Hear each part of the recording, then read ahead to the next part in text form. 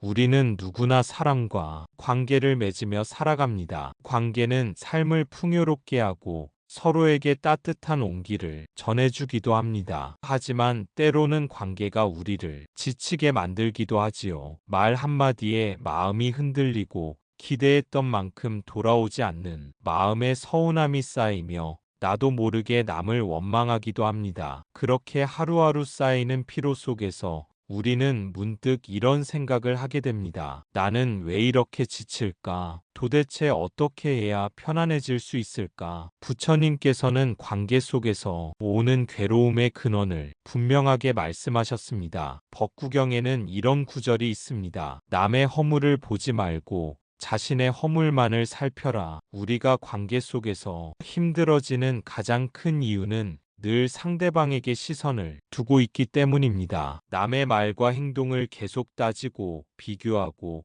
평가하다 보면 내 마음은 쉴 틈이 없습니다. 하지만 방향을 바꿔서 내 마음을 살피기 시작하면 관계는 더 이상 괴로움이 덫이 되지 않습니다. 관계의 괴로움은 결국 마음이 바깥으로만 향해 있기 때문에 생깁니다. 상대의 말과 행동이 나의 기준과 다를 때 우리는 쉽게 불안해지고 그 불안은 곧 분노나 서운함으로 바뀝니다. 하지만 마음의 초점을 안으로 돌리면 그 순간부터는 전혀 다른 세계가 열립니다. 타인의 말과 태도는 내가 어찌할 수 없는 영역이지만 내 마음을 어떻게 지킬지는 전적으로 내 선택에 달려있기 때문입니다. 부처님께서는 자신을 다스리는 사람을 가장 큰 승리자라 말씀하셨습니다. 바깥의 수많은 적을 이기는 것보다 내 안의 집착과 분노를 이기는 것이 더 어렵고 위대한 일입니다. 관계에서 오는 괴로움도 마찬가지입니다. 상대를 이겨서 편안해지는 것이 아니라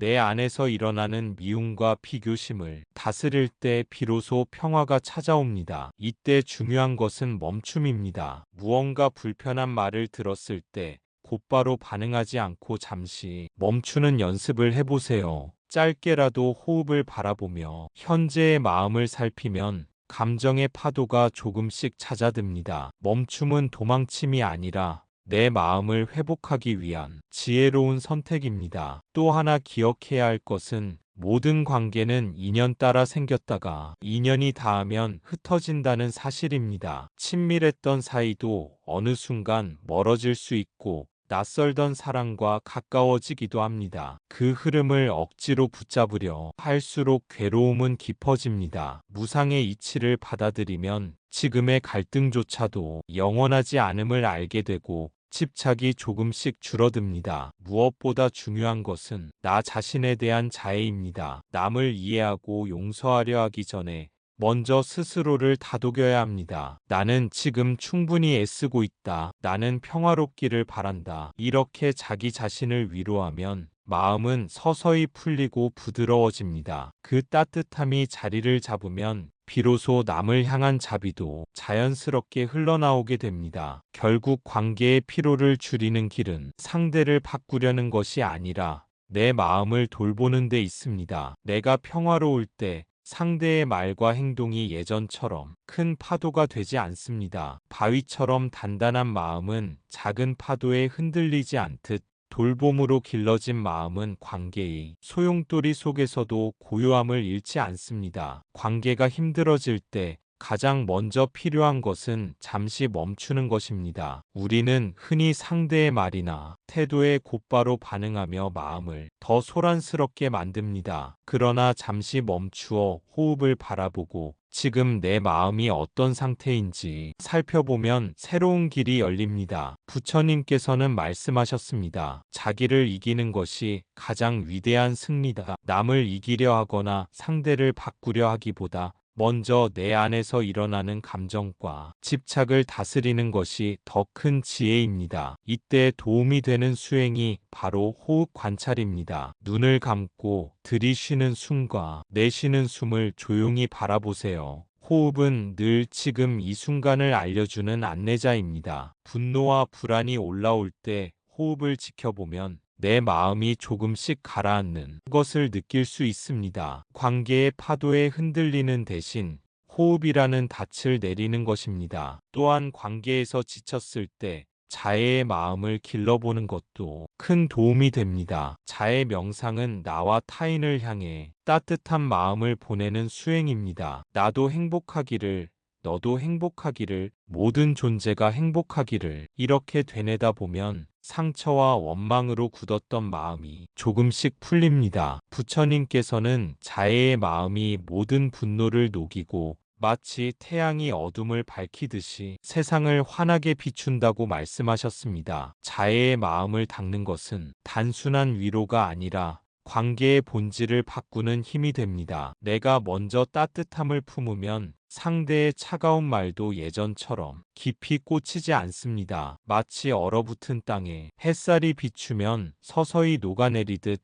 마음속 응어리도 조금씩 풀려나갑니다. 이때 중요한 것은 억지로 상대를 용서하려는 것이 아니라 먼저 내 안의 긴장을 이완하는 것입니다. 내가 편안해야 비로소 남을 향한 자비도 자연스럽게 흘러나오기 때문입니다. 자애 명상은 작은 문구로 시작할 수 있습니다. 나는 안전하기를, 나는 건강하기를, 나는 평화롭기를. 이 문구를 몇 차례 마음속으로 되뇌다 보면 스스로를 향한 부드러운 감정이 생겨납니다. 그리고 그 따뜻함을 조금씩 넓혀 나갑니다. 내 곁에 이 사람도 평화롭기를, 나와 갈등했던 이도 행복하기를. 처음에는 어색하게 느껴질 수 있지만 반복할수록 마음은 점점 유연해지고 관계에 대한 시각도 달라집니다. 부처님께서는 마음을 기르는 수행이야말로 가장 고귀한 보시라고 하셨습니다. 물질을 나누는 것보다 자애를 나누는 것이 더 큰 공덕을 낳습니다. 왜냐하면 자애의 마음은 상대를 이롭게 할 뿐 아니라 나 자신에게도 깊은 치유를 주기 때문입니다. 관계 속에서 쌓였던 피로와 상처가 자애의 빛 아래에서 조금씩 사라지는 것을 체험하게 됩니다. 이러한 수행은 반드시 오래 앉아야만 할 수 있는 것이 아닙니다. 출근길 지하철 안에서도, 잠들기 전 침대 위에서도, 심지어 누군가와 갈등의 대화 한가운데에서도 가능합니다. 짧게라도 나도 행복하기를, 너도 행복하기를 하고 마음속으로 되뇌는 순간 의식의 방향은 이미 달라져 있습니다. 그 작은 전환이 쌓여서 큰 평화로 이어지게 됩니다. 무엇보다 자애는 관계의 균형을 회복시킵니다. 상대에게만 맞추다 지친 마음, 혹은 상대를 원망하느라 굳어진 마음을 부드럽게 풀어줍니다. 자애는 나와 남을 가르는 벽을 허물고 모두가 연결된 존재라는 사실을 일깨워줍니다. 이 깨달음이 깊어질수록 관계 속의 상처는 더 이상 나를 무너뜨리는 독이 되지 못합니다. 오히려 수행의 길을 밝혀주는 스승이 됩니다. 그러므로 관계에 지쳤을 때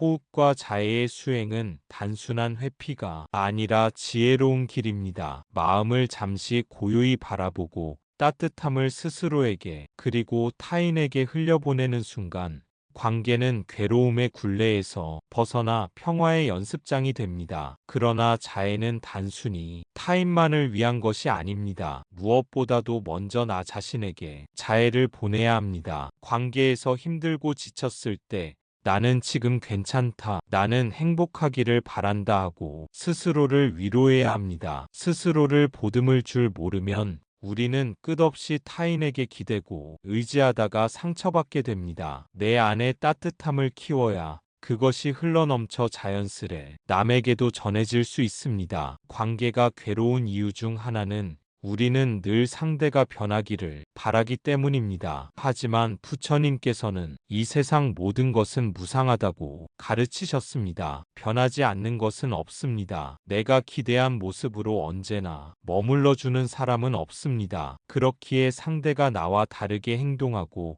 때로는 내 마음을 몰라주는 것도 어쩌면 자연스러운 일입니다. 무상을 이해하면 왜 저 사람은 나를 힘들게 할까라는 집착이 조금씩 내려놓아집니다. 무상을 깨닫는다는 것은 단지 모든 것이 변한다는 사실을 아는데 그치지 않습니다. 그 변화를 받아들이고 그 안에서 자유로워지는 지혜를 기르는 것입니다. 관계 속에서 상대가 변할 수 있음을 인정하면 오히려 그 변화가 괴로움이 아니라 삶의 자연스러운 흐름으로 느껴집니다. 우리는 강물에 몸을 담그면서 매 순간 같은 물을 만날 수 없듯 같은 사람이라도 시간이 흐르면 늘 달라진다는 사실을 인정해야 합니다. 이 깨달음 위에서 관계를 바라보면 기대가 줄어들고 대신 감사가 늘어납니다. 이 순간 함께할 수 있음이 얼마나 귀한가, 이 인연이 나에게 어떤 가르침을 주는가 하고 마음을 돌리면 관계는 짐이 아니라 수행의 터전이 됩니다. 부처님께서는 우리가 만나는 모든 사람이 나의 스승이 될 수 있다고 말씀하셨습니다. 나를 힘들게 하는 이도 결국은 집착을 내려놓고 자비를 기르라는 가르침을 주고 있는 셈입니다. 또한 무상을 이해하면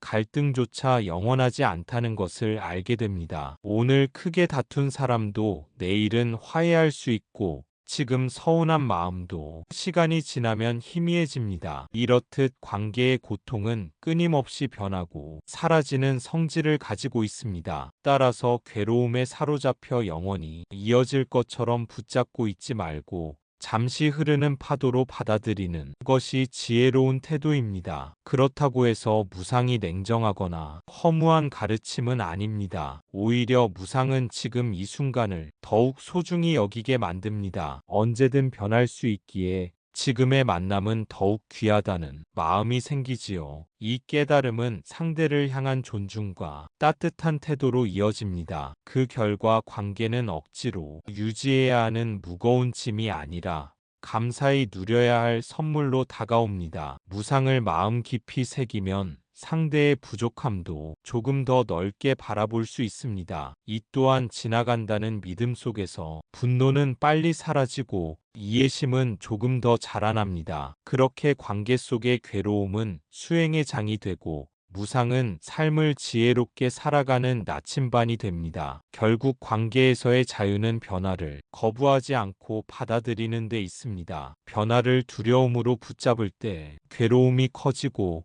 변화를 자연스럽게 흘려보낼 때 마음은 한결 가벼워집니다. 이것이 부처님께서 가르치신 무상의 참된 의미이며 우리가 관계의 피로 속에서 배워야 할 지혜입니다. 또한 관계 속 괴로움은 내 것이라는 집착에서 비롯됩니다. 내 친구, 내 가족, 내 연인이라고 여기며 소유하려는 마음이 생기면 상대가 내 뜻대로 움직이지 않을 때 큰 고통을 느낍니다. 하지만 불교에서는 모든 것이 나의 것이 아님을 가르칩니다. 우리는 서로 잠시 인연 따라 만나고 또 흩어지는 존재일 뿐입니다. 금강경에서는 이렇게 말씀하셨습니다. 일체의 유의법은 꿈과 같고 물거품과 같고 그림자와 같으며 이슬과 같고 번개와 같다. 관계 또한 그렇게 덧없고 허망한 것임을 안다면 집착에서 오는 괴로움이 줄어듭니다. 집착이 줄어들면 관계를 바라보는 시각이 달라집니다. 상대를 내 것이라 붙잡으려 하지 않으면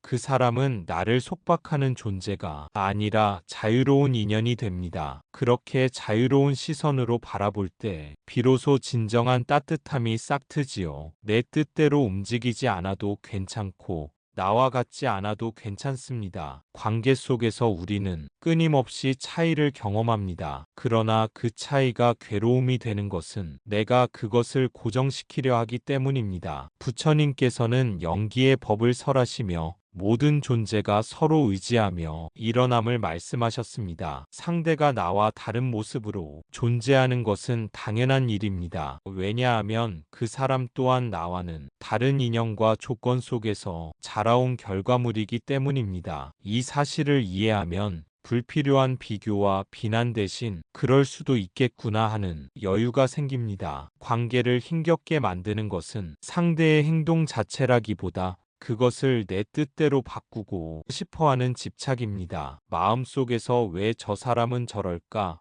왜 나를 몰라줄까 하는 생각이 일어날 때 그것이 곧 괴로움의 불씨가 됩니다. 이때 호흡을 고요히 지켜보며 이것 또한 지나가리라 하고 마음을 내려놓아 보세요. 불씨는 더 이상 번지지 못하고 저절로 꺼지게 됩니다. 또한 관계를 소유하려는 마음을 버리면 오히려 더 깊은 연결이 생기기도 합니다. 상대를 내 뜻에 맞추려는 마음이 없으니 그 존재를 있는 그대로 받아들일 수 있습니다. 그 속에서 자연스럽게 존중과 배려가 자라납니다. 이는 억지로 꾸민 친절이 아니라 자유로움 속에서 피어나는 진정한 자비입니다. 우리는 흔히 집착을 사랑으로 착각합니다. 하지만 집착은 상대를 올가매고 결국 나 자신까지 괴롭게 합니다. 진정한 사랑은 소유가 아니라 자유를 주는 것입니다. 내 곁에 있든 없든 행복하기를 바라는 마음이 바로 부처님께서 말씀하신 자비심입니다. 그렇다고 해서 사랑과의 관계를 모두 끊고 살아야 한다는 뜻은 아닙니다. 오히려 부처님께서는 자비와 연민으로 다른 이들과 연결될 것을 권하셨습니다. 다만 그것이 집착이나 얽매임이 아닌